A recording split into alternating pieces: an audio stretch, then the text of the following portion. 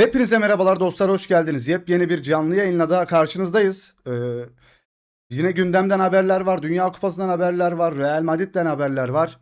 Arda Güler'in ve Mourinho'nun yapmış olduğu bir liste var arkadaşlar. Hatta ben bunu bugünkü videomda söyleyecektim ama haberi es geçmişim. O yüzden akşam yayında söyleyelim dedik. Maçlardan önce bugün erken açalım yayını dedik. Arkadaşlar hepiniz hoş geldiniz.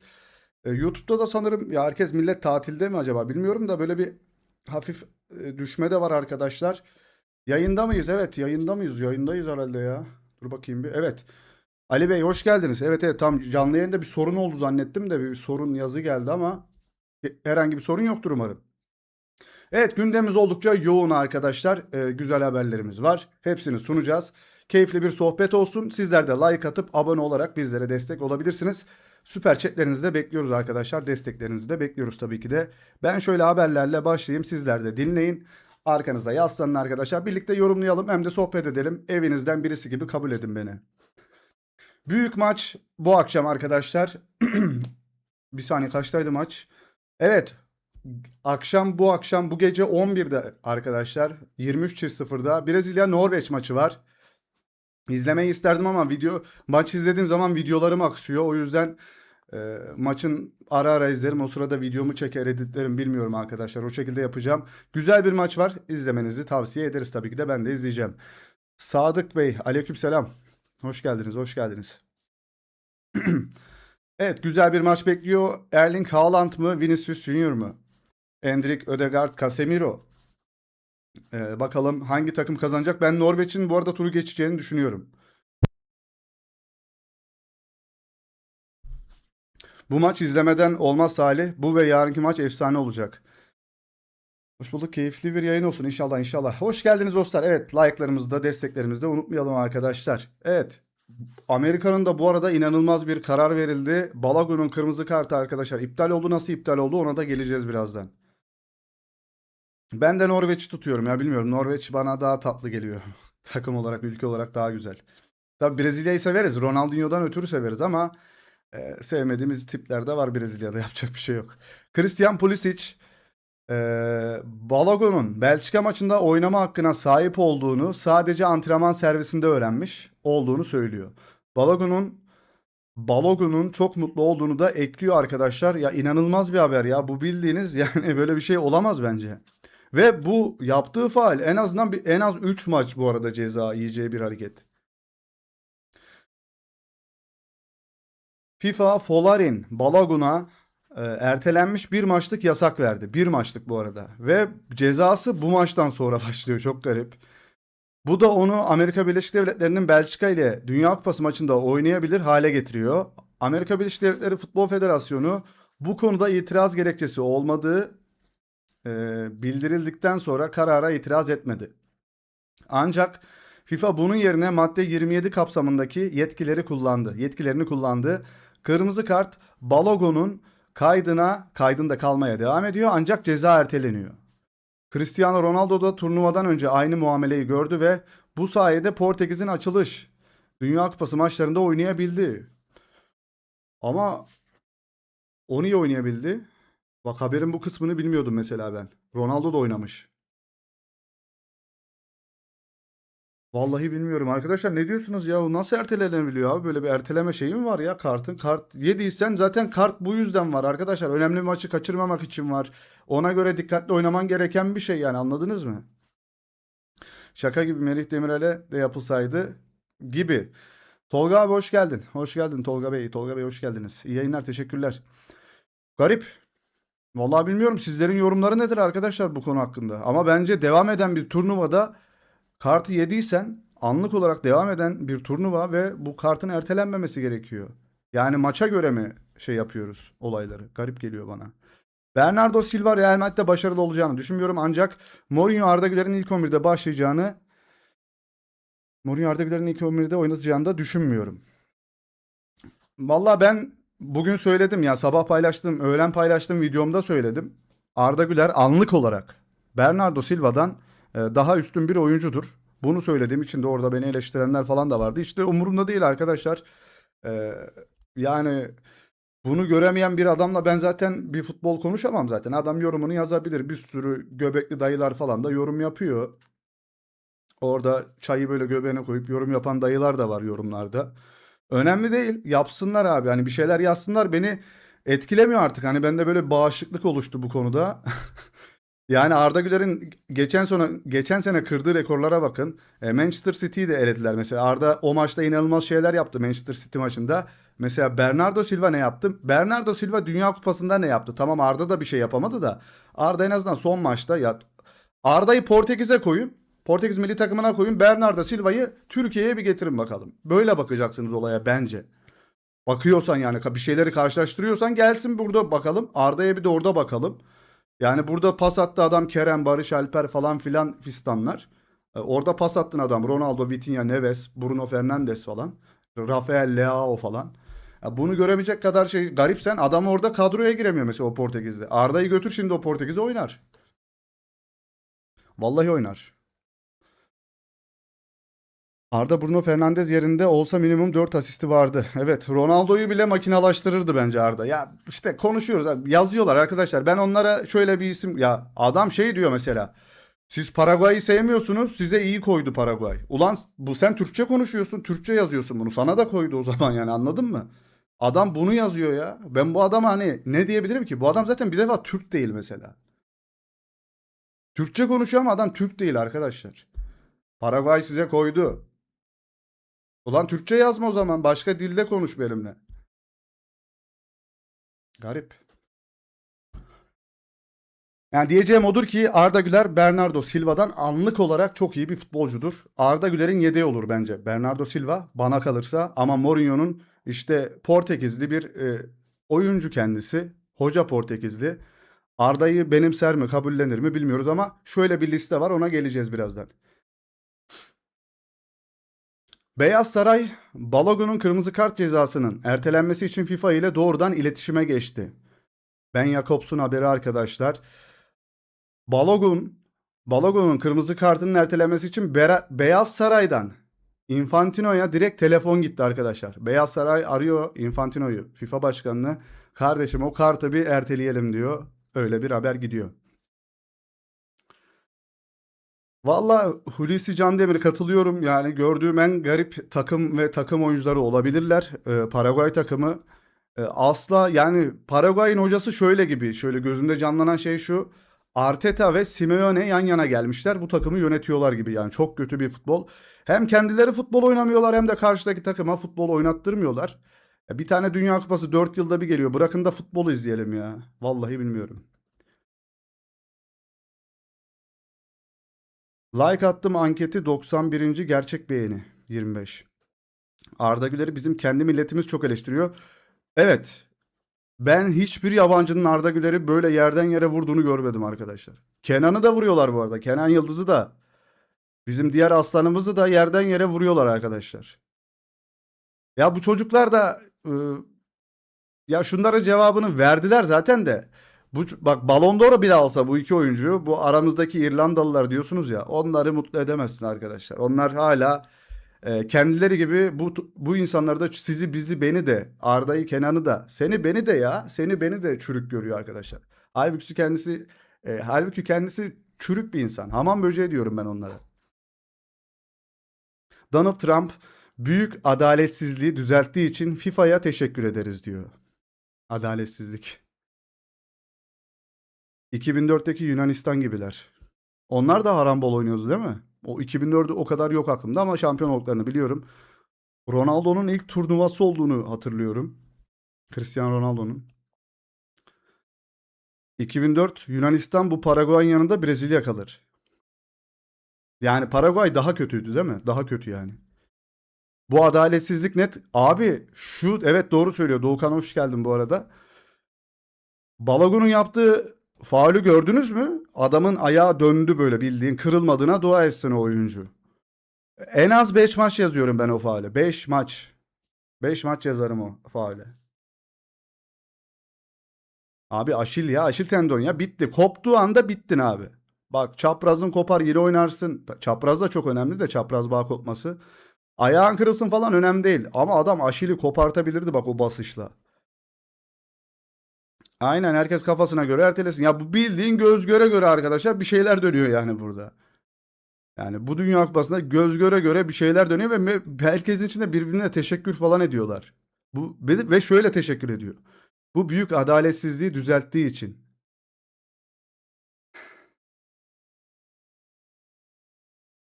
Balogun tek maçlık kırmızı kart cezasının ertelenmesiyle birlikte son 16 turunda Belçika'ya karşı forma giyecek arkadaşlar. Evet. Biraz daha gidebilsin diye Amerika hemen elenmesin diye yapıyorlar bence büyük ihtimalle. Çünkü elenecekler. Ve bunları sadece biz yendik bu arada. Real Madrid 2026-27 sezonu yükleniliyor. Bugün de arkadaşlar Denzel Dumfries resmi olarak açıklandı. Hollanda elendi, birkaç gün sonra da açıklandı. Bernardo Silva açıklandı. Jose Mourinho zaten ilk açıklanan isimdi. Konate açıklandı. Kukureya bu arada önemli bir oyuncu ya. Yani açıklamaları falan böyle tam yalama paspasçı gibi ama o kirli işleri, dediği gibi kirli işleri yapabilen bir oyuncu bence. Yani Arda bu sezon mesela solda oynayabilir. Arbeloa solda kullandığı zaman Arda mesela çok etkili olmuştu. Özellikle Manchester City maçları, Bayern Münih maçında da solda oynadı. Ve 40 metreden mesela boş kalede olsa Neuer'e gol attı ve güzel de bir frikik golü attı. Manchester City maçı Arda Güler'in sol tarafta oynadığı en iyi maçlardan bir tanesi olabilir bu arada. Şampiyonlar Ligi 2 Manchester City maçı. Oradan o sol bek tarafından yani düşün. 6 numara sol bek pozisyonu, o iki pozisyonu Arda Güler oynadı o maçlarda. Sol tarafta pasör olarak inanılmaz. Sağ tarafta çalım yeteneğini kullanırsa, şey maçındaki gibi, ABD maçındaki gibi çalım yeteneğini kullanırsa sağ tarafta oynayıp o zaman işte çalımcı bir Arda Güler izleriz. Sol tarafta oynarsa 6-8 arasındaki o sol kısımda oynarsa orada da dünyanın en iyi pasörlerinden birine dönüşüyor aslında Arda. Pasları neydi be hocam? Evet evet. Yani bir sürü klip yaptı Şampiyonlar Ligi bile o maçtan bir sürü kesit alıp ya tek maçtan adam 3 dakikalık falan klip çıkarttı Arda. Bünyamin Bey. Selamlar, ne olmuş Arda'ya? Arda'ya bir şey olmadı. Mourinho bir liste oluşturdu. Dokunulmaz oyuncular listesi. Arda Güler o listede var mı? Şöyle sırayla devam ediyoruz arkadaşlar. Siz de benimle beraber oturun, yaslanın, dinleyin. Eleştiriniz, yorumunuz varsa chat'e yazabilirsiniz. Jose Mourinho, evet zaten haber de gelmiş. Jose Mourinho Arda Güler'i Real Madrid'de dokunulmaz olarak görüyor. El Nacional, biliyorsunuz Katalon bölgesinin haber sitesi, haber sayfası. Katalonlar yazıyor Arda Güler'in dokunulmaz olduğunu. Barcelona tarafını tutan haber sitesi yazıyor. As ve Marka'da bu haberi görmedik sanırım. Yine bir bakacağız. Topladım haberleri buraya da. Önemli bir şey. Yani Mourinho herkesi bu takımdan gönderebilecek kapasitede bir adam. Çünkü eski şeyine de baktığınız zaman yani Prime Pogba'yı kesmiş bir adam. Ya Prime Paul Pogba'yı tartıştığı için kesen bir adam yani. 100 milyon, yani o dönemin en pahalı oyuncusuydu Pogba mesela. Adam yedek bıraktı, kadro dışı bıraktı. Dokunulmaz listesi ne? Yani bu dokunulmaz listesi herkeste var. Arbeloa'da da vardı. Bir tek Alonso'da görmedim bunu. Bilmiyorum.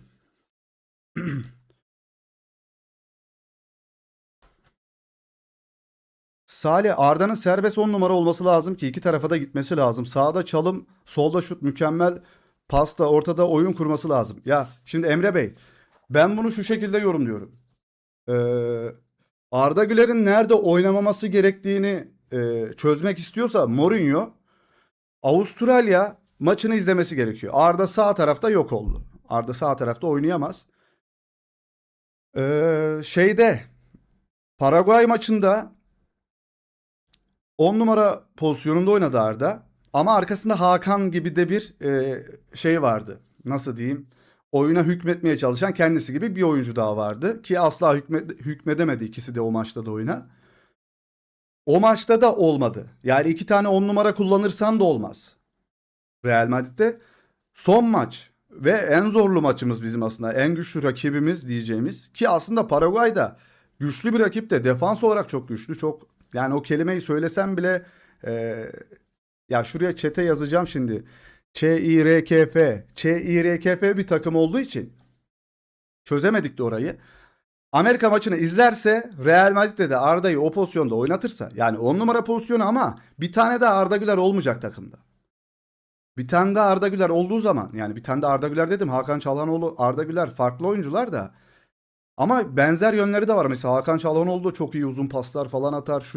Şutları iyidir. Türkiye maçında hiç görmediğimiz şeyler ama Inter maçlarını izliyorsanız eğer uzaktan şutlar olsun. O kornerden bir kullandığı o ters falsolu. Ayak içi vuruyorsun ama ayak dışı vuruş gibi o falsolu vuruşu vardır mesela Hakan Çalhanoğlu'nun. Özel vuruşu. O vuruşları da vardır ama iki tane dediğim gibi aynı tipte oyuncu olduğu zaman Arda Güler oynayamıyor. Ya komple geleceksin kardeşim.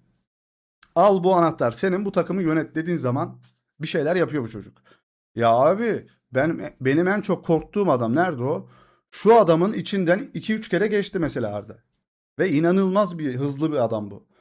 Yani patlayıcı gücü olan bir adam bu Pulisic. Ya iki tane üç tane bacak arası attı geçti. Yanından sağından atıp solundan atmaya çalıştı. Neler yaptı o maçta.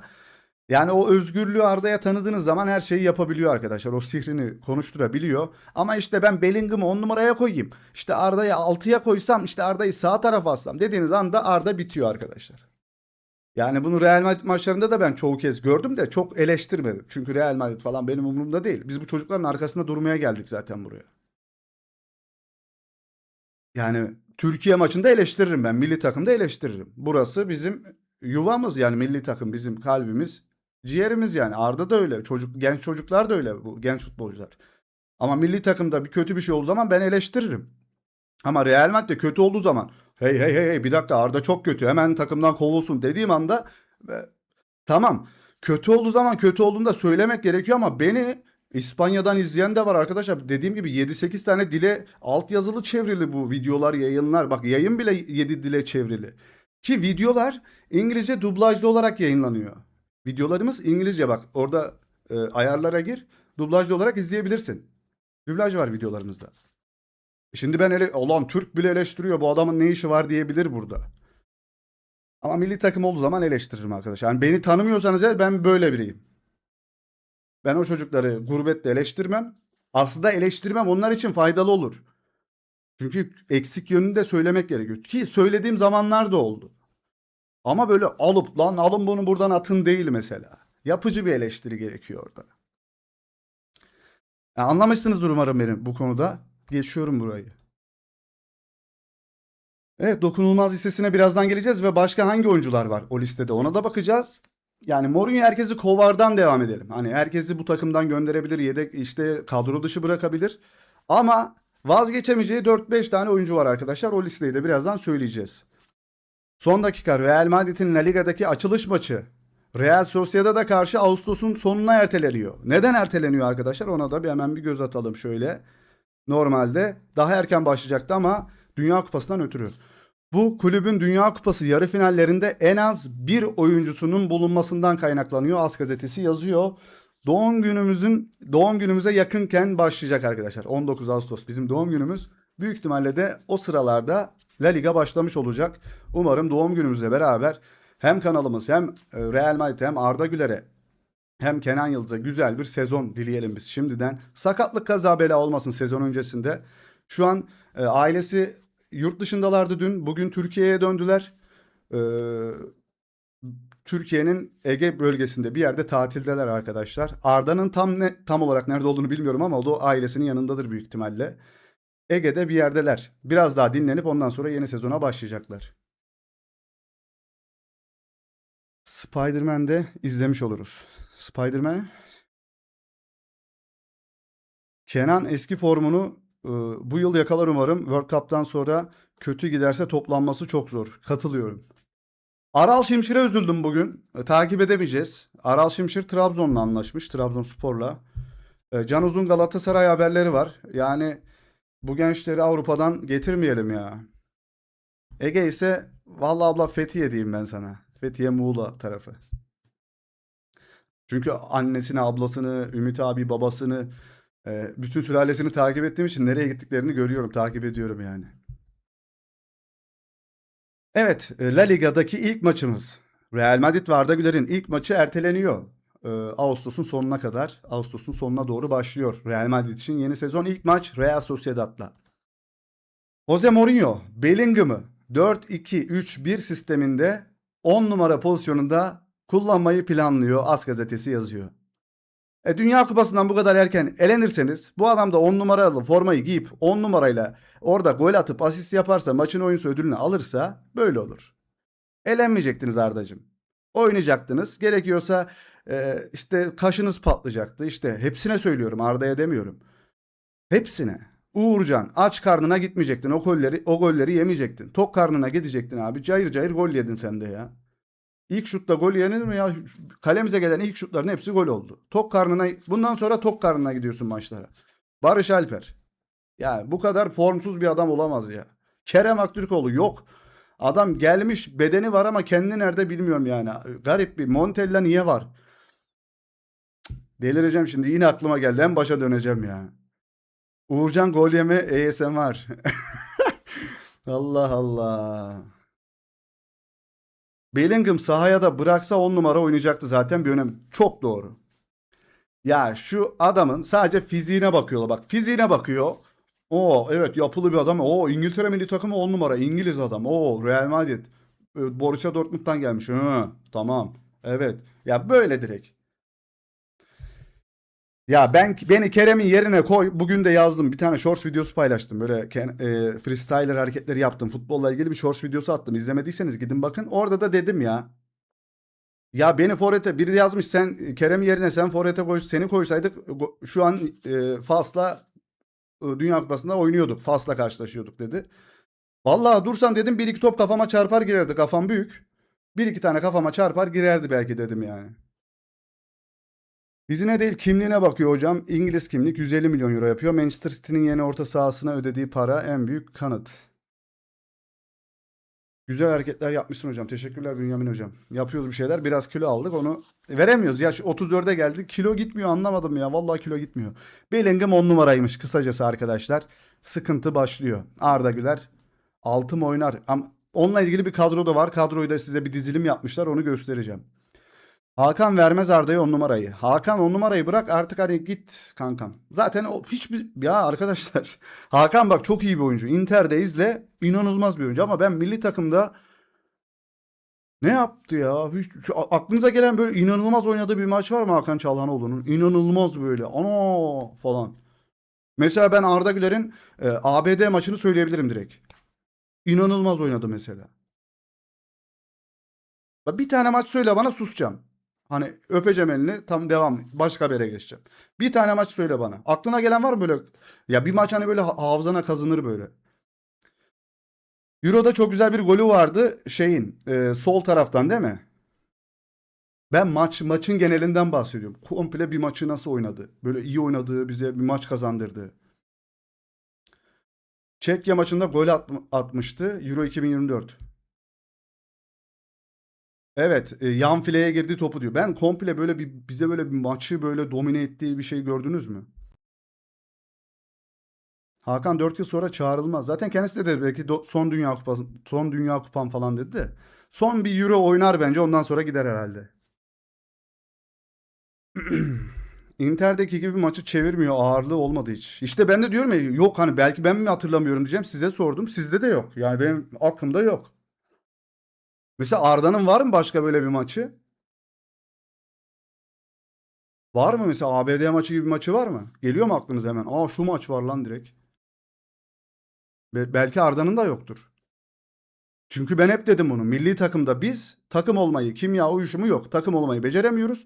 Bireysel olarak çok iyi takımdalar. Çok iyi futbolcular ama bir kimya uyumu yok. Mesela bak Arda için bu eleştiriyi de söyleyebilirim.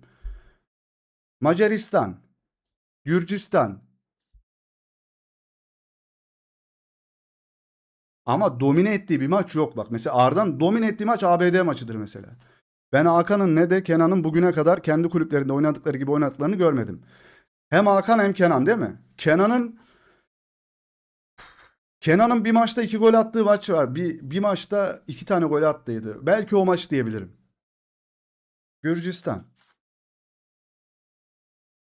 1-0'lık Ferdi'ye. Ben o maçı, Romanya maçı mı? Romanya maçında da kötülerdi. Hepsi, ben Romanya maçında kötü dedim, herkes beni eleştirdi. Lan çıplak gözle izledim. Stada gittim izledim maçı. Kosova maçı. Ben Dünya Kupası'na gitmeyelim dedim. Benim ağzıma pislediler yani onu dediğim için. Nasıl dersin bunu? Oğlum belli oluyordu zaten gitmeden bunun olacağı. Bulgaristan. Kenan çok iyi işler de yaptı maçlarda. Evet. Katılıyorum. Şey maçı özellikle. Avustralya maçının son 10 dakikada mı girdi? Onun sayesinde bir şeyler yaptık. Paraguay maçında çok iyi oynadı. Bence takımın en iyisiydi. Kenan Yıldız Paraguay maçında kötü takımın en iyisiydi bu arada. Ama ABD maçında ben ilk yarıda çıkarırdım Kenan'ı. ABD maçının ilk yarısında çıkarırdım çünkü çocuk o sakatlıkla oynayamıyordu artık. Direkt çıkardım. Can Uzun'u alırdım yerine. Abi sakat. Hala sakat. Bak sakatlıktan döndü değil. Kenan hala sakat. Kenan'ın forvet oynaması lazım arkadaşlar. Bak bunu Ronaldo çok geç anladı. Çünkü Ronaldo biz bir süreden sonra bu çalım hareketlerini bak Real Madrid'de izleyin. Ronaldo çalımcı bir futbolcu değildi Manchester United'daki gibi. Ronaldo forvete evrildi. Kanat oynarken Manchester'da sol açık oynarken o forvete doğru yaklaştı ve Ronaldo'nun kariyeri bu yüzden hala devam ediyor. Ronaldo o kanatta oynamaya devam ki ben Kenan Yıldız'ın şu anki halini Ronaldo'nun gençliğine de benzetiyorum. Mesela geçtiğimiz sezonunu ya bu 2 sene öncesini benzetiyordum mesela. Ama bu sezon sakatlıklardan vesaire olmadı. Kenan'ın son vuruş kalitesi çok iyi bence. Ayak içi zaten ölümcül bir ayak içi var normalde Kenan'ın. Sakat olmasa Borussia Dortmund'da attığı goller, Şampiyonlar Ligi'nde attığı goller, o Del Piero golleri var. Kenan Yıldız'ın böyle birleştirmişler. Aynı tıpatıp aynısını atıyor Del Piero'yla. Ee, Forvet'e evrilmesi lazım ki kariyeri daha uzun bir şekilde gitsin. Yani 3-5 kişiyi çalımla git pası Jonathan David'e at. Jonathan David eşeğe de topu uçak düşürsün orada. Uçak vurmaya çalışsın. Gerek yok abi. Forvet evril. Ya işte doğru yönetilmesi. Ya sana mı kaldı kardeşim oturmuşsun Antalya'da diyen de vardır. Ben de top oynadım arkadaşlar. Beni biri böyle yönlendirmedi ki adamın menajeri babası. Beni yıllarca kanat oynattılar. Ben kanat oynayamam ki ya. Bende patlayıcı güç yok. Ben 6 numarayım ya. 6 numaraymışım ben. Ben bunu kendim antrenör olduktan sonra anladım. Kendi fiziğime, ayağıma baktım, şeye baktım. Lan ben 6 numarayım dedim kendime. İşte şimdi benim öğrencilerim oluyor. Hocam işte ben e, 10 numara oynamak istiyorum. 10 numara oynamak istiyorum diyor. Bakıyorum çocuğa çok hızlı çocuk. Sen kanatsın ya diyorum mesela çocuk. Sen kanat oynayacaksın. 10 numarada sen olamazsın yani. Tekniği yok, koşuyor, 10 numara zannediyor çocuk kendini mesela. Ben onu yönlendiriyorum, ona yol gösteriyorum. Çocuk çok yavaş. Hocam ben işte Ronaldo gibi kanat oynayacağım. Yavaşsın benim gibi. Geleceksin 10 numaraya sen. Ya da 6 numaraya. Öyle. Yani yönlendirmesi lazım çocukların. Ya ki Kenan Yıldız Juventus oynuyor. Hani bunları yönlendirmiyorlar mı kardeşim diye de olabilirsin. İlla ki yönlendiriyorlardır. Bana kalırsa Kenan Yıldız santrafora evrilebilir. Boyu kısa değil. Son vuruşu çok iyi. Dar alanda becerisi mükemmel. Sırtı dönük de oynar. Dönüp de vurur da her şeyi yapar Kenan Yıldız. Bence. Bana kalırsa öyle arkadaşlar. Herkesin fikrine de saygım var. Benim kendi görüşüm böyle yani. Onu yapabilir. Neden olmasın? Forvetimiz yok. İnanılmaz bir forvet olur Kenan'dan. Benle aynı boyda. Ben 1.85 falanım işte. Kafa. Mbappe'nin kafa golünü hatırlayan var mı geçtiğimiz sezon? 40-45 gol atmış. Dünya Kupası'nda kafa golünü hatırlayan var mı şu an Mbappe'nin? Mbappe'den kafa golü hatırlayan var mı? Bana söylesin. Mbappe Real Madrid'de korner olduğu zaman Mbappe nerede duruyor? Nereye geliyor? Bana bunu biri söylesin. Hatırlayan var mı?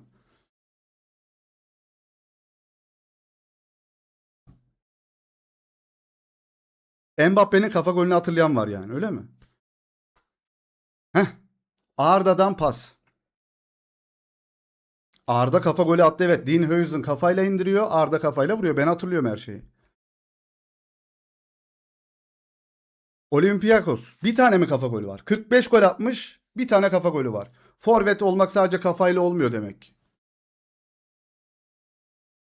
Forvet olmak sadece kafayla olmuyor. Arda kafayla attı canım. Ona bir şey demiyorum. Ben Arda demiyorum. Şu an Mbappe ile ya forvet oyuncusundan bahsediyorum. Tabii ki de forvet. Ben bunu Mbappe'yi eleştirdim mesela. Korner oluyor Real Madrid'de. Mbappe koşa koşa gelip Arda'nın yanına geliyor pas almaya. La sen forvetsin gitsene içeri kafa vuracaksın. Bak eleştirimi yapıyorum. Kenan'ın da mesela bunu geliştirmesi lazım. Mesela Spalletti ne dedi Kenan'a? Kenan Yıldız komple bir oyuncu olması gerekiyor dedi. Frikik de kullanması gerekiyor dedi mesela. Frikik çalışmıyor Kenan. Frikik kullanması gerekiyor. Del Piero gibi olsun istiyor. Arda Mbappe'ye attırdı, okey. Bir tane atmıştır mesela, bak 45 gol içinde bir sezonda 45 gol atmış. İnanılmaz bir rakam. Çoğu oyuncunun kariyerinde 45 golü yok mesela. Adam bir sezonda atmış 45'i, La Liga'da atmış. Şampiyonlar Ligi toplamında. Yani kafayla olmuyor arkadaşlar. Adam atan atıyor yani, anladınız mı? Ki Kenan'da da bu yetenekler var. Patlayıcı güç var. Dar alanda bak. Kenan'ın sakat olmamış hali Mbappe'den daha iyi çalımcı. Ama hız olarak Mbappe basar gider. Ki Kenan yavaş bir oyuncu değil. Hızlı bir oyuncu. Erling Haaland'dan kafa golü hatırlayan var mı? Erling Haaland'ı Real Madrid maçlarında kim marke ediyordu kornerlerde? Bana bir söyler misiniz? Çok iyi bir kafacı olsaydı o boyuna rağmen. Erling Haaland'ı Manchester City Real Madrid maçında kim marke ediyordu? Arda. Arda arkadaşlar. Çünkü neden biliyor musunuz? Kafa topu olarak tehlike yaratmadığı için takımın en kısası, en kısalarından biri olan Arda'yı veriyorlardı eşleştirmede.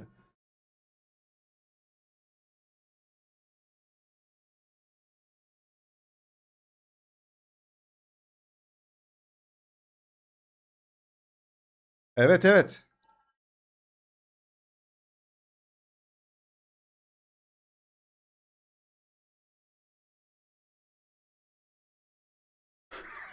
Dersteyim zaten. Evet, biraz hoca gibi anlattım. Antrenörlüğe gitti benim kafa. Hoca, çocuklara da böyle anlatıyorum benim. Salih, geçen sezon Mbappe'nin 2 golü var kafayla. İşte bak diyorum ya, bak hani kafasız, hani kafa olmadan forvet olunmaz gibisine geliyor ya muhabbet. Yok, kafa olmayınca da oluyor bence.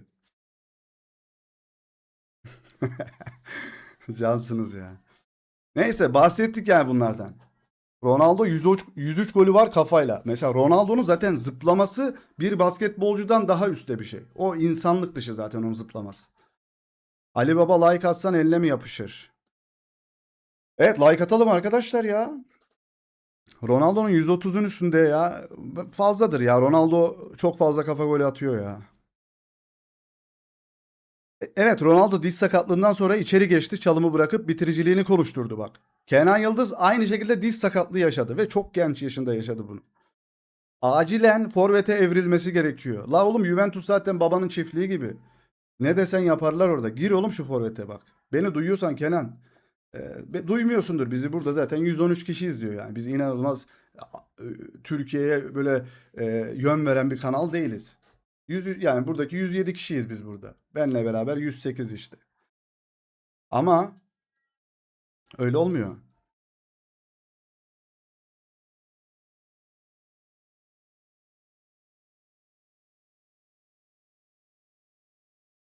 Yani arkadaşlar, ben olsam, çevresinden tanıdığım biri olsam söylerim yani bunu.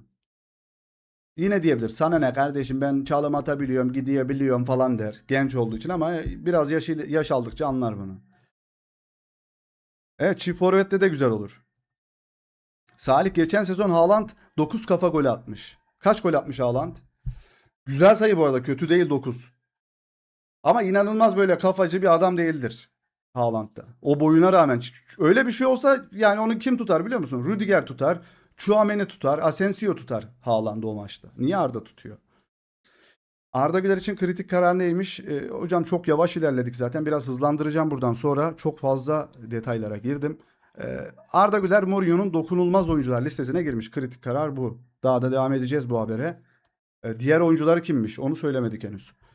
Tanju'nun bilek hizasından kafa Tanju'nun bilek hizasından kafa golü atmışlığı var. Asis Prekazi'den UEFA kupasıydı. Yaşımızı da belli ettik. Abi dur, yaşını belli etme. Detaylarda boğulduk. Detaylar Bilal'cim, detaylar. Yeniden buluşma. Yine şu haberler çıktı arkadaşlar ya. Sporta özel Xabi Alonso, Enzo Fernandez Chelsea'den ayrılırsa gözüne iki ismi kestirmiş durumda. İspanyol teknik direktör orta sahayı Tchouaméni ve Arda Güler ile güçlendirmek istiyor. Bu iki oyuncuyu çok iyi tanıyor. Arjantinli'nin olası ayrılığı piyasayı hareket ettirecek ve Fransız oyuncu ile Türk cevheri Mavilerin yeni antrenörünün büyük öncelikleri olarak öne çıkıyor arkadaşlar. Yani Enzo Fernandez eşittir Tchouaméni ve Arda Güler mi? Tchouaméni artı Arda Güler. Vallahi hiç gitme. Şampiyonlar Ligi yok. 10. olmuşlar. Yeni bir düzene girmeye çalışan bir takım hiç gerek yok. Burada Mourinho çekerim daha iyi. Oğlum kim yaptı lan bunu? Sahibinden satılık Messi'nin elini tutmuş topçu. Ne diyorsunuz? Alınır mı abi? Trabzonspor'un yeni oyuncusu. Cabral. Adam çok istikrarlı orta saha ikilisini hiç boş. Ucuz bu arada, evet, alınır. Carlo Ancelotti, Haaland'ı durdurmak için özel bir plan yapmayacağız diyor kendisi arkadaşlar. Böyle bir açıklaması olmuş Ancelotti'nin. Real Madrid, Denzel Dumfries ile 4 yıllık sözleşme imzaladığını açıkladı. Sanırım 20-25 milyon euroya aldılar. Normalde Denzel Dumfries'e Hollanda maçından sonra sorular soruldu. Real Madrid hakkında ne söylemek istiyorsunuz? Bu konu hakkında asla konuşmak istemiyorum dedi. Geçiştirdi. Çünkü demek ki son pürüzler kalmıştı sözleşmede, anlaşmada. Hiçbir şey söylemedi. Diğer oyuncular açıklama yapmıştı, mesela Kukureya falan. O yapmamıştı ve bugün resmi olarak duyurdular. Şöyle, onun da haberi gelir birazdan. Resmi şeyi de aldım. Real Madrid paylaştı. Yeşil Burun Adaları Yeşil Burun Adaları Teknik Direktörü Bubista Agambe, gel bizim milli takıma. Takımımız tüm turnuva boyunca futbol oynamak istedi. En iyi takımlara karşı bile asla anti futbol oynamak istemedik. Rakiplerimize her zaman Rakiplerimizle her zaman baş başa mücadele etmeye özen gösterdik diyor arkadaşlar. Bubista, adamsın, adamın dibisin. Takımında aynı şekilde, ülkende aynı şekilde. Mükemmel insanlarsınız. Sıfır çirkeflik, mükemmel futbol, sonuna kadar mücadele, ağlama zırlama yok. Mükemmelsiniz. Adam Dünya Kupası'na transfer konuşmuyor, aferin. Evet. Salih, Brezilya Norveç maçını izleyecek misin? İzlemeyeceğim hocam ya. İzlediğim zaman videoların şeyi bozuluyor. Editlemeye yetişemiyorum. Gündüz derslerim oluyor. Derse yetişeceğim diye videoyu yapamıyorum. Video yapacağım derken derse geç kalıyorum. Öyle bir karışıyor. İzlemek isterim. Yani buradan gerçekten diğer YouTuber'lar gibi inanılmaz böyle bir şeyler kazanabiliyorsam bazı işlerimi böyle kesip artık buraya doğru gelmek istiyorum ama son birkaç gündür izlenmelerimiz de düştü. Neden? Çünkü like gelmiyor, yorum gelmiyor. Biraz düştük. Yani çoğu burada yayında olup da videolarımıza yorum yapmayanları da görüyorum. İşiniz vardır, tatilde olabilirsiniz. Kesinlikle hiçbir şey demiyorum. Tatil en büyük hakkınız. Biz yapamasak da. Antalya'da yaşıyoruz bir de. Ama biraz düşünce de insan korkuyor arkadaşlar. Sonra lan diğer işlerime de devam etmeliyim diyorsun her zaman. Aslında burada güzel işler yapabilirim ama her zaman korkuyorum YouTube'dan. Her zaman korkuyorum, bir garantisi olmadığı için. Yoksa severiz yani buraları. Sen transfer videoları yapacaktın. World Cup'ta vaz mı geçtiniz Salih? Ya ben transfer serisine başlamıştım. Dünya Kupası girince ben Real Madrid'i bile unuttum. Abi milli duygular falan böyle yükseldi bende. Elenince de çöktük ama hala milli takım ve Dünya Kupası'ndan haberler var. Çok beğenmeden de yapıyorum. Yani çok severek yaptığım bir şey değil Dünya Kupası. Çünkü elendik yani, anladınız mı? Şu Dünya Kupası'nda hala devam eden takımlara falan bakıyorum. Garip ya. Üzülüyorum arkadaşlar. Ne güzel hayallerim vardı. Oraya hep böyle tepki videoları yapacaktım. İşte maçların kesitlerini izlediğimiz, o canlı yayında izlediğimiz anları. Ama hepsi gitti işte ya. 3 tane yapabildik. Üçü de, ya ikisi kötü, bir tanesi iyi. İyi olsa ne yazar? Onda da eğlenmiştik zaten. ABD maçı. Ki onlar da az izlendi ha. Büyük hayal kırıklığı yaşadık hepimiz, evet. İyi akşamlar Züleyha Hanım, hoş geldiniz. Arjantin 2 gol atıp 90 dakika yenilmediler. Millet hala Arjantin'i övüyor, delireceğim. Bence Arjantin ucuz kurtuldu o maçta. Bir ki o maçı canlı yayında izledik biz. Arjantin Fransa final oynar. Fransa şampiyon olur. Bilemeyeceğim. Bu Dünya Kupası'nda bir tane sürpriz bekliyorum ben. Bir tane sürpriz takım bekliyorum ya.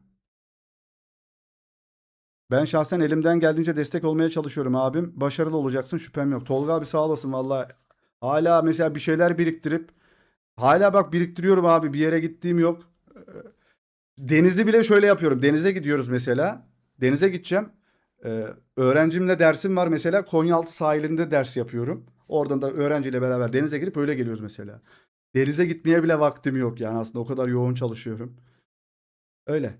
Ama şikayetçi değilim tabii ki de. Bunu ben seçtim. Başarılı olmayı da ben seçtim. Başarılı olmak da istiyorum. O yüzden siz olmadan da bunu başaramam ama. Öyle. Şuraları hızlı hızlı okuyayım da geçeyim. Çünkü maç başlayacak, sonra gideceğiniz bir ya. Ondan sonra maç başlayınca herkes gidiyor. Son dakika Jürgen Klopp yeni Almanya milli takım antrenörü. İşte başlıyoruz. Here we go. Klopp görevi kabul etti. Uzun vadeli sözleşme detayları. Proje ve e, Red Bull Leipzig. Yok, Red Bull grup ayrılığı hala görüşmelerde. Ama o yeni baş antrenör olacak. Red Bull Glasner'i yedek olarak düşündü ama o falan filana imza attı diyor. Klopp kısacası arkadaşlar Almanya milli takımının yeni antrenörü. Bir devrim yaratır mı orada? Bir devrim gelir mi? Başarılı olur mu? Antrenörlük yapmayacaktı ama milli takımı duyunca koşa koşa geldi. Evet, resmi olarak Dumfries Real Madrid'de açıkladı arkadaşlar. Real Madrid resmi X sayfası. Denzel Dumfries Real Madrid'de 20 milyon euro bonservis 4 yıllık sözleşme. 30 yaşında sanırım oyuncu. Çok iyi ama şey ya, bence Trent Alexander-Arnold'dan daha iyi bir bek kendisi.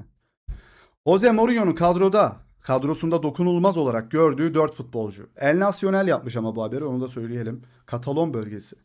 Mbappe, Bellingham, Arda Güler, Courtois. Şaşırdık mı? Ya bu Vini olayı ne olacak ya? Bu Vini ile Mbappe yan yana olmuyor. Bak ayrı ayrı ne kadar iyiler, ne kadar tatlılar, ne kadar böyle sevecen papatya açıyorlar böyle. Her yere güzel kokular salıyorlar. Papatya gibiler ama yan yana geldikleri zaman birbirlerini çürütüyorlar. Olmuyor. Onlardan birinin gitmesi gerekiyor. Ve sanırım o da, lan Mbappe de çok gol atıyor ya. Vini gitsin. Yapacak bir şey yok. Vini gitsin ya. Ama Vini ile de sözleşme uzatacak gibi de haberler de var. Bilmiyorum. Vini gidici bence. Paraguay kalecisi Orlando Hill. Mbappe'ye sadece selam vermek istedim ve galiba bu onu rahatsız etti. Bana bakmadı, sadece gülüyordu. Ya selam bak, ben Mbappe'yi savunuyorum ha şu an. Selam vermek onu rahatsız etmedi. Ulan adama taciz ettiniz resmen lan. Lan bir korner oluyor, 5 kişi adama şey yapıyorsunuz, geliyoruz, dokunuyorsunuz adama, bir şeyler yapıyorsunuz yani. Beni ilk defa Mbappe'yi savunurken görüyorsunuz şu an ya. Ya Paraguay'dan o kadar yani tilt oldum ki Paraguay'a. Gıcık oluyorum. Güney Amerika'da biz sürtüşmelere alışığız. Biz değiliz kardeşim. Bizde sürtüştü mü kavga çıkar. Sürtüşme yok bizde. Ya bizde yok. Fransa'yı bilmem. Onlar ise öyle değil gibi görünüyor. Bunu sahaya yansıtmaya çalıştık diyor. Vallahi bu sahaya yansıtmak sürtüşme falan değil. Bildiğiniz penaltı noktasına kazmayla kazmak nedir ya? Penaltı noktasını kramponla kazdınız orayı ya.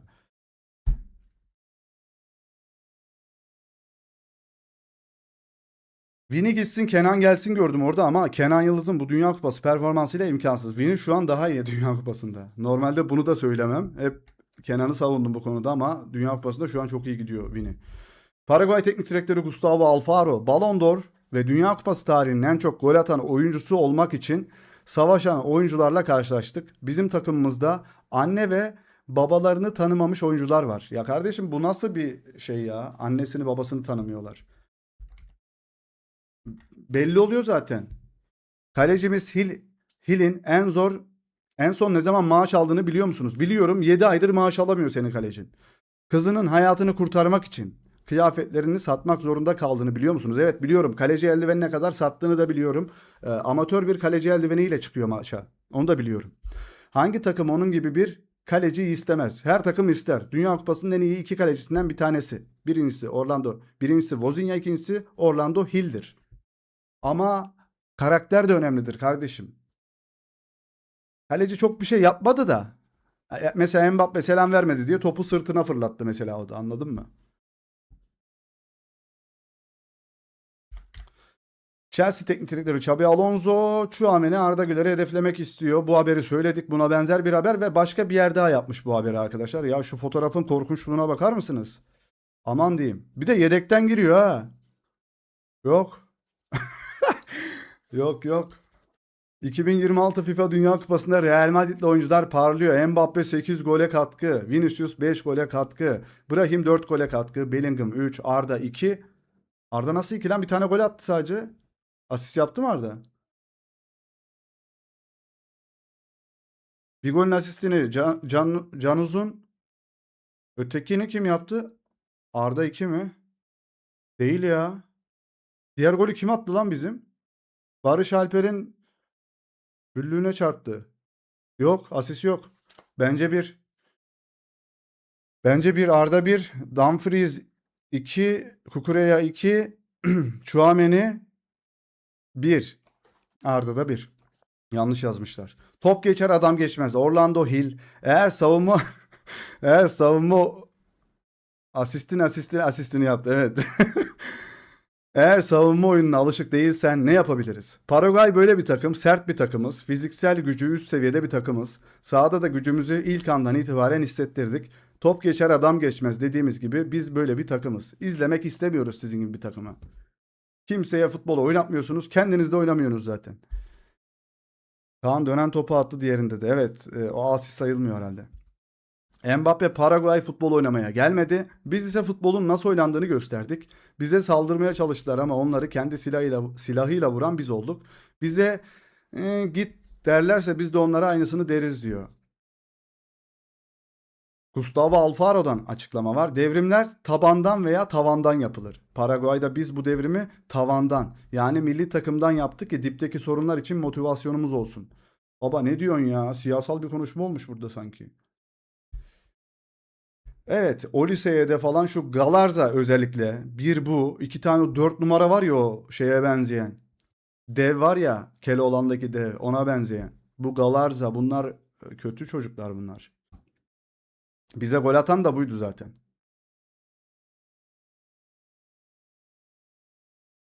Mbappe bu ifadem için kusura bakmayın ama eğer elimizi dışkının içine sokmamız gerekiyorsa sokarız. Bize S nokta git derlerse biz de aynı karşılığı veririz. Paraguay bizim smoking giyip oynayacağımızı sandı. Kirli futbolda onlardan daha iyiyiz diyor.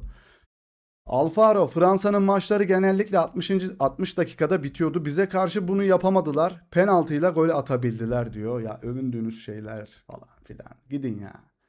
Alfaro, Paraguay'da bir devrim yapmak istiyordum. Daha ileriye gitmek istiyordum. İçten içe bunu hissediyordum. Bu yüzden şimdi bu acıyla baş başa kalıyorum. Yani sen de mi istifa etmeyeceksin? Buradan bunu mu anlıyoruz? Ben hepinizden daha Paraguaylıyım.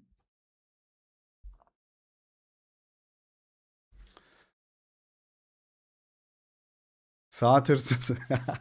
Aynen. Saat hırsızı tam. Paraguay Fransa'ya karşı bir sarı kart aldı. Bu da inanılmaz bir şey. 30-35 tane faul yaptılar. Sadece bir tane sarı kart gördüler ya. Ve bu final düdüğünden sonra oldu. Yani bitiş düdüğünden sonra sarı geldi. İnanılmaz. Hakem maçı çok kötü yönetti bu arada. En iyi maçı yöneten hakem bizim ilk maç Avustralya maçı ya. Yok, Paraguay maçını yöneten hakem değil mi? Decision in the red card. Doğru. Didier Deschamps. Siz adamlar Kylian Mbappe'yi bir diktatör gibi gösteriyorsunuz. Gerçek tam tersi diyor Deschamps. Onun kamuoyu imajı kesinlikle gerçeği yansıtmıyor. Mbappe her zaman olgun biriydi ve tüm takım onu takip ediyor. Yani işte komutan işte evet. Tüm takım onu takip ediyor. Em- Mbappe'yi kaptan olarak elimde bulundurduğum için çok mutluyum. Sahada ve saha dışında her zaman konuşsa tüm grubu temsil ediyor diyor. Orlando Hill maç sonu Mbappe'yi tebrik etmek için elimi uzattım ama o beni görmezden geldi. Bu yaptığı harekete o an çok sinirlendim. Ulan bana İbrahimovic'in bir açıklaması var. Ben hiçbir açıklama yapmıyorum. İbrahimovic'in açıklamasıyla benimki aynısı. Benim futbolculuk şeyimi de yansıtıyor. Futbol oynadığım dönemi de yansıtır. Ah geldi. Bak bu benim açıklama. Salih Dinho.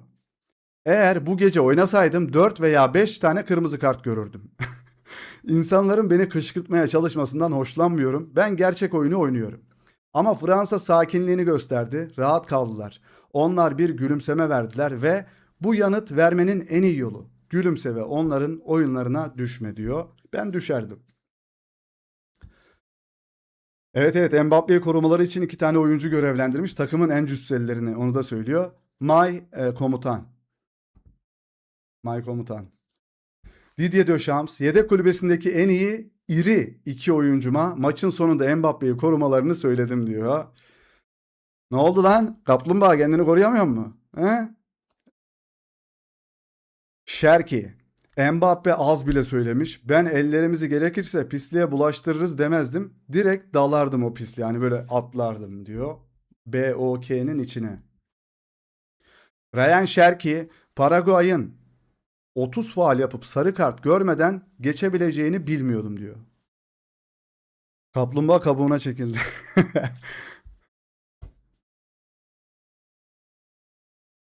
Kim ki onlar?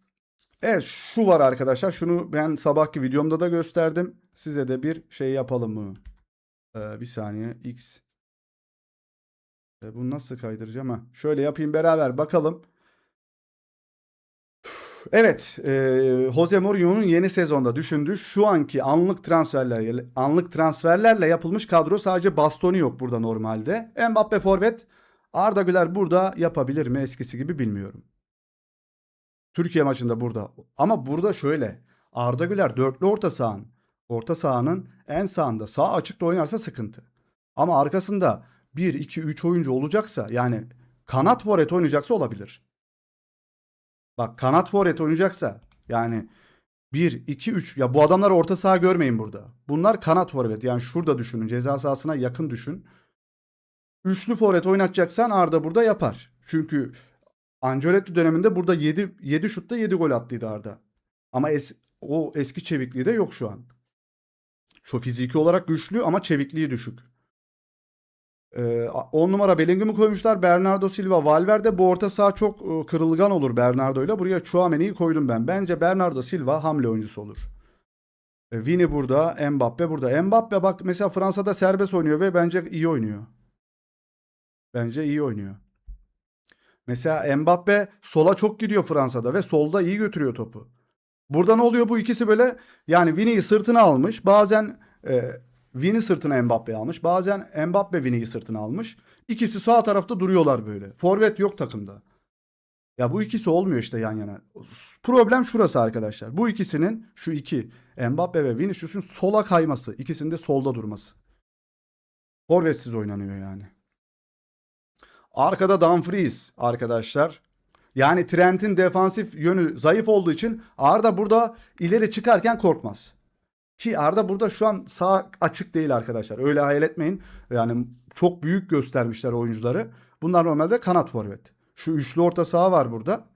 10 numara Bellingham, 6 numarada Valverde ve Silva. Yine diyelim ki sağ açıkta oynadı. Denzel Dumfries gibi defansif yönü iyi olan bir oyuncu, ki ofansı da çok iyidir bu arada Denzel'ın. Ee, Trent gibi olduğu zaman, Trent çünkü adam defansa yürüyerek geliyordu arkadaşlar. O yüzden ileri çıkmakta da, ileride bir şey çalım atacağım diye de korkuyorum mesela sahada oynarken. Ama arkanda böyle güvendiğin bir oyuncu olursa, Valverde gibi bir savunmacı da olursa, çok koşan, hızlı koşan bir oyuncu olursa arkadaşlar çok iyi olur. Benim ChatGPT'ye yaptırdığım bir ilk 11 dizilişi vardı. Vallahi abi buna mı benziyordu? Kukureya sol bek, Bastoni Konate stoper tandemi, Dumfries sağ bek, Courtois kalede. Gönül isterdi ki Saliba'yı alalım buraya ama Bastoni 60 milyon euroya gelecek sanırım o da. Ve bütün parayı Olise'ye yatıracaklar. Olise gelirse işte bura karışır. Olise gider. Olise gelir. Vini giderse Arda sola geçer. Arda sola geçerse sadece asist izleriz bu arada. Yani bence asist izleriz. Asist izleriz gibi geliyor ya, bilmiyorum. Bayern salmaz Olise'yi, yerini dolduramaz. 220 milyon eurolara kadar çıkacak. 220 milyon euro. Sadece Bastoni'yi alıp hiçbir transfer yapmayacaklar. Orta saha oyuncusu almayacaklar. Tüm parayı Olise'ye vermeyi düşünüyorlar. Mbappe ikna ederse Olise'yi. Yoksa gelme ihtimali sıfır. Kim kavga ediyor ya, ne oldu? Şuraya geçince şurayı CTRL Z yapacağız, tamam. Evet, kadroyu geçtim arkadaşlar. Kadro o şekildeydi. Cristiano Ronaldo kariyerime medyanın istediği zaman değil, kendi istediğim zaman nokta koyacağım diyor Cristiano Ronaldo dos Santos Aveiro. Doğum yeri Portekiz Madeira. Orkun hakkındaki fikirlerini sordum diye. Orkun şu an Orkun neden? Neden? Orkun evet iyi. Hakan'dan iyi. Hakan Çalhanoğlu'ndan iyi. Bunu diyebilirim sadece. Cristiano Ronaldo 23 yıl. Sizin yani medyanın beni öldürmeye çalışarak geçirdiğiniz süre zamanınızı harcamanıza değmez diyor Ronaldo. 23 yıldır beni gömmeye çalışıyorsunuz diyor. Jürgen Klopp ile birlikte Almanya'nın yeniden eski korkutucu gücüne kavuşacağını düşünüyor musunuz? Ben sizlere sorayım. Olise Fransızca bilmiyormuş. Biliyor muydun? Bilmiyordum abi valla. Erdem hocam hoş geldin. Yeni gelen dostlar like atıp bize destek olabilir. Arkadaşlar destekler oldukça düştü. Hem videolarda hem yayınlarda. Kusurlarımız falan oluyorsa affola. Ama bir kusurumuz yoktur ya herhalde. Bizi biliyorsunuzdur. Şaka falan yaparız çok fazla ama şakalar gerçek algılanıyorsa falan bazen yine de kusurumuza bakmayın dostlar. ChatGPT hala teknik direktör Alonso sanıyor realde. Ya o ChatGPT evet beni bitiriyor. Altyazıları düzenlerken falan yani Arbeloa yazıyor. Ancelotti yazan ChatGPT var ya. Ancelotti mi kaldı oğlum? 2024'te enerjim kalmadı diyordu Klopp. Şimdi 2026'da enerji doluyum diyor. Eski gücüne getirir mi Almanya'yı sizce?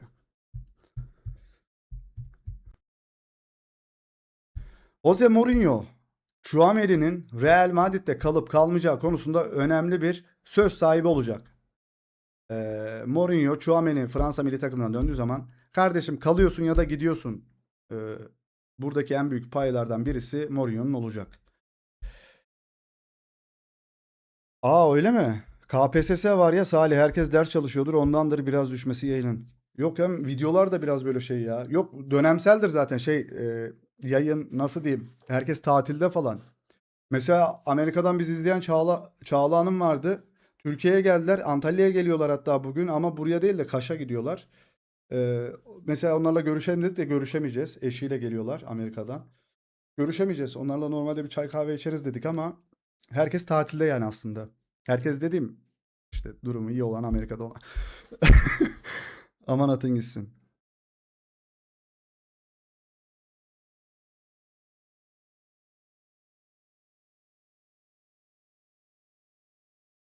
Dünya Kupası'ndan Türkiye elenince bıraktılar herhalde bakmayı. Evet, şöyle devam edelim biz arkadaşlar. Vozinha Instagram takipçisi sayısında Portekiz'i resmen geçti. Arjantin'i de geçmişti geçtiğimiz günlerde. Arjantin maçından sonra Arjantin'i de geçti. Ve Portekiz'i de geçmiş. Portekiz'den daha ünlü Vozinha şu an. Fifanik.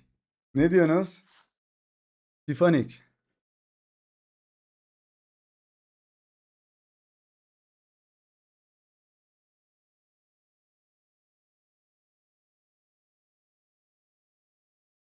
Arda'nın maçı falan. Abi çok korumuyor mu ya? Selam kral ne yapan? Hediye fikirler neredesin hocam sen ya? Artık yoklama alacağım ha. Vallahi bir yoklama alacağım artık. Gelmeyenlere eksi koyacağız. İ- İrfantinho, İrfantinho Messi'ye. Abi geçen kim gol attı lan? Adam geberdi üzüntüsünden Infantino. Maçı izliyor bir de tribünden. Lan kim? Fransa, ha, Fransa. Fransa gol attı böyle yapıyor.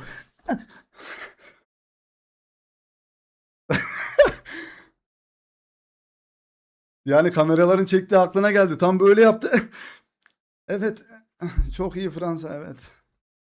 Abi adam Messi aşığı ya. İnanılmaz bir adam. Messi'ye kırmızı mesela Balogun'un gördüğü kırmızı kartın aynısını Messi yaptı. İlk maçta kırmızısı yok Messi'nin. İnanılmaz. Evet. Ya bu nasıl okunuyor ya? Ben hep söylüyorum. Cape Verde mi arkadaşlar? Cape Verde değil mi? Yani Yeşilburun Adaları takımı. İnanılmaz Dünya Kupası performanslarının ardından milli kahramanlar gibi evlerinde karşılandı. Hatta Capa Verde. Kapa değildir ya. Cape Verde'dir. Cape Town'dan geliyor aklıma. Cape. Değil mi? Cape Verde. Salih Brezilya Norveç maçını izleyecek misin hocam? Ee, izleyeceğim ama sanırım yatarak izleyeceğim ya. Cape abi Cape değil mi ya? Abi Cape'tir yapmayın bak. Cape Town var hatta. Cabo Verde. Cabo mu? Cabo ne ya? Kapkacak. Cabe Verde. Cabo Verde. Merhabalar Cabo Verde. Cabo Verde mi? Ne kadar garip ya. Hiç kimse bilmiyor. Kablo ver de gidelim buradan. Onlar Cabo Verde diyor. Biz ne diyoruz? Yeşilburun adalarının dışında. Kapkacak Kap Verde. Yeşilburun en iyisi. Yeşilburun da çok kötü ya. Bitki çayı gibi aynı. Kap Verde. Cape Verde. Verde mı? Kap Verde. Fabrizio Romano diyorum hepinize sadece. Portekizce. Ya tamam Yeşilburun. Hatta Green Noise Island. Green Noise. Nose. Green Nose Island. Evet, hatta oğlanı personeli bile takımının gelişinde diz çöküp eğilerek selam verdi. Mutlak surette muhteşem arkadaşlar. Adam burada evet yerlerde sürüklenmiş. Oğlum çok az insan var. Futbolcular daha fazla değil mi bu arada? Cabo nerede? Amerikalılar farklı, İngilizler farklı telaffuz ediyor. Translate yaz abi bakalım ne diyor. Protesto. Hayır hayır. Ne fark eder? Önemli olan gönülleri kazanmaları helal olsun. Evet evet. Ay. Evet dostlar benden haberler bu kadardı. Teşekkürler izlediğiniz için. Gönül isterdi ki maçı izleyelim ama izlediğimiz zaman işlerimiz aksıyor. Ki maçı da izlemeye de gelmiyoruz. Burada 119 kişiyiz. Beraber maçı açalım izleyelim diyoruz. 20 kişi oluyoruz. Tamam 20 kişinin canı sağ olsun. Yine açarız da. İnsan buradaki 119, 120 kişi oraya da bekliyor ya. Öyle oluyor. Diğer kanalda açıyoruz ya maç yayını. Cape Verde. Jamie Vardy olmasın o Jamie Vardy. Geliriz aç abi güzel maç izlenir. Telaffuzu. Özkan hocam o yaşıyor muyduk hocam? Aç aç o zaman Mücahit'e haber vermek gerekir. Mücahit ayarlayacaktı onu. O zaman ben bir şey açayım arkadaşlar. Anket açayım. Gidelim maçı izleyelim diyorsanız diğer kanala geçelim. Normalde açmayacaktım. Direkt videomu çekip çünkü yarın erken ders saatim. Like atmışsınız. Dur. Hemen bir anket oluşturayım ona göre gidelim. Yoksa gerek yok ya. Neydi? Norveç. Brezilya, Norveç. Brezilya. Brezilya. Norveç maçı izlensin mi? İzlensin mi birlikte? Yayın aç. İzleriz. Deget yat yerine. Deget yat yerine.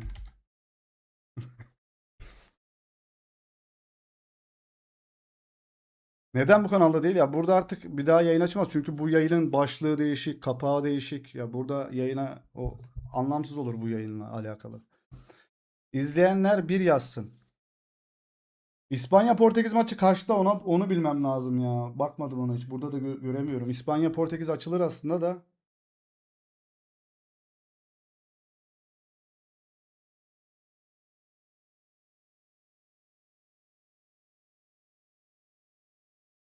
Anketi de oluşturdum. Ben uyuyacağım kardeşim izleyemem ama size iyi yayınlar. Teşekkürler abi. İzleyecek olanlar yazsın arkadaşlar. Bizi hiç kandırmayın. Deget yat yerine diyenler de var. %76 izleriz diyor. 17 oy kullanılmış. 110 kişiyiz ama. Sen en iyisi git yat kardeşim. Abi sorumu yanıtlamadın. Ne hocam? Abi ben de dribling çok iyi ve çok gol atıyordum. Ben hangi mevkide oynatırdın? Yaş kaç hocam? Yarın onda izleriz o zaman herhalde ya. Allah nasip ederse. Büyük karakter. Abi futbolda mı olacak? O ne demek ya? Abi evet evet evet diğer kanalda Salih Dinyo futbolda. Yok Salih Dinyo TV'de olacak. Kap ver diye okunuyor. Kap ver. Bir tek Amerika kaldı bizim grupta. O da elenirdi de Balogun'u falan kırmızı kartını devam ettir sildiler. Bir sonraki maç başlayacak cezası. Evet 22 oy kullanılmış sadece. Yani 22 kişi gelecek herhalde. Uyanın. Oylama yapıyoruz arkadaşlar.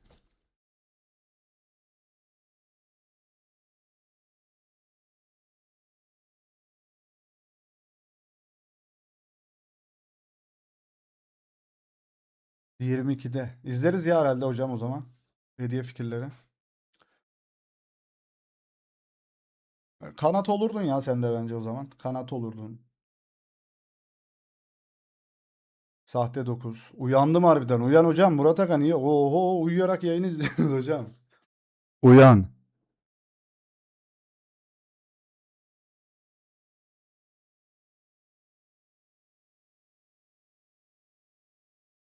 Uyan oylama başladı.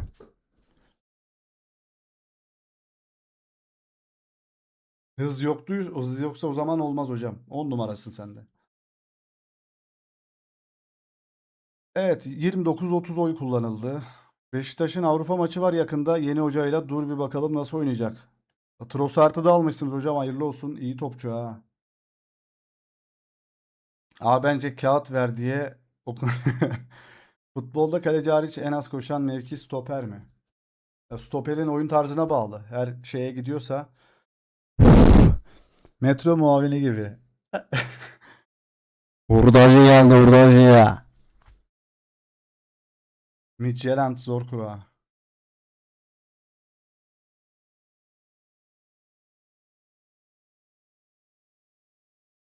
Kanalı biliyor musunuz? Ya yine 10 kişi maç izleyeceğiz ya. Vallahi 10 kişi maç izleyeceğiz.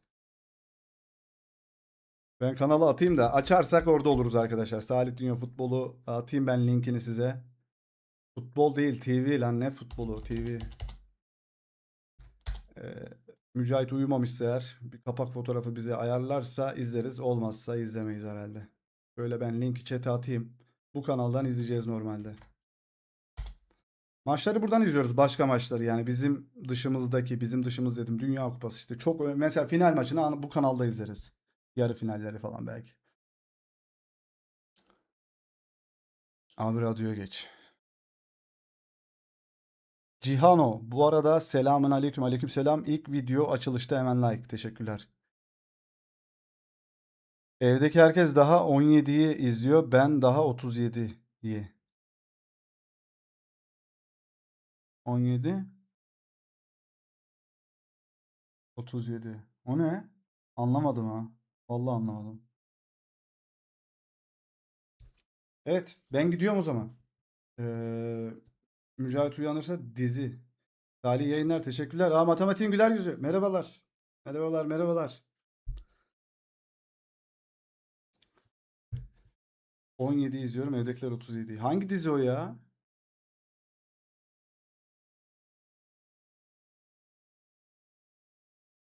Abi konuştuk. Şeyleri konuştuk.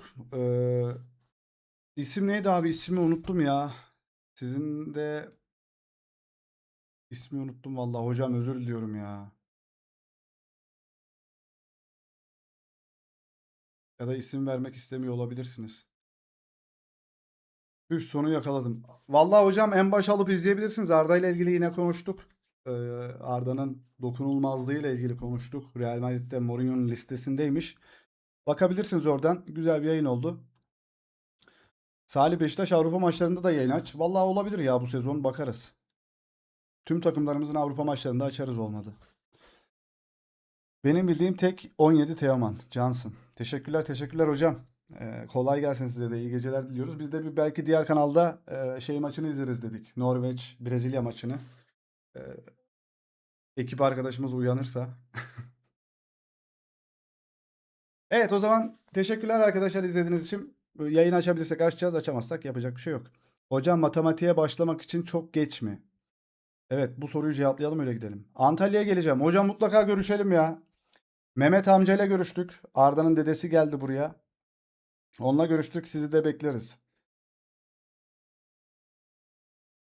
Instagram'da ismim Salih Dünya. Hocam ya istiyorsanız bir takipleşelim oradan konuşuruz istiyorsanız geldiğinizde.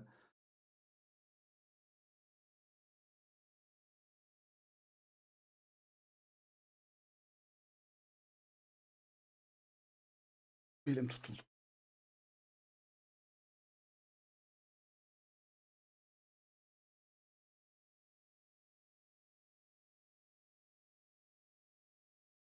Ben gidiyorum o zaman arkadaşlar. Kendinize iyi bakın. Yayını açarız herhalde. Mücahit'i bir arayacağım uyansın. Allah'a emanet. Görüşürüz. Kendinize iyi bakın. Diğer yayına geliriz belki. Büyük ihtimal geliriz ama. Söz vermiyorum. Mücahit uyanırsa geliriz. Git yat. Yok. İzleyiciler burada bulunmamızı istiyorsa burada bulunuruz. Bay bay. Az daha onsuz gidiyordum ha. Nerede o?